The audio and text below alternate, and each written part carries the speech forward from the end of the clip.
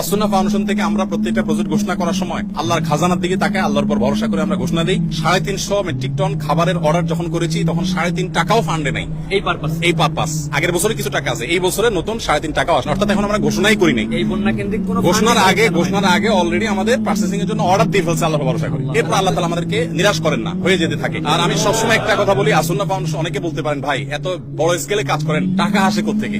আপনারা অবাক হবেন যে গত 24 ঘন্টায় 3 লক্ষের বেশি ডিলিংস হয়েছে, অর্থাৎ 3 লক্ষের বেশি ট্রানজাকশন হয়েছে। মানুষ 3 লক্ষের বেশি মানুষ টাকা দিয়েছে, কেউ 5 টাকা, কেউ 1 টাকা, কেউ 500 টাকা, কেউ 50,000, 1 লাখ টাকা। আমাদের এখানে কোনো বড় লোকের টাকা ফাউন্ডেশন চলে না। অনেক বড় বড় শিল্পপতিরা পার্সোনালি আমাকে ফাউন্ডেশনের পুরো প্রজেক্টের দায়িত্ব নিতে চেয়েছে। আমি বিনয়ের সাথে বলেছি আপনি দোয়া করেন, ফাউন্ডেশন সর্বসাধারণ টাকা চলবে ইনশাআল্লাহ। কাজের জন্য এখানে হাজার হাজার মানুষ আসছেন, সকাল থেকে হাজার হাজার মানুষ, কত হাজার মানুষ আসছে আমরা জানি না। দুপুরে আমরা 1000 মানুষকে খিচুড়ি রান্না করে খাইয়েছি, জুমার সময় যারা ছিলেন। তবে জুমার আগে অনেকে কাজ করছেন, চলে গেছে, নতুন করে অনেকে আসছেন। আলহামদুলিল্লাহ, এটা বাংলাদেশের মানুষের জন্য বিশাল বড় একটা অনুপ্রেরণার বিষয়।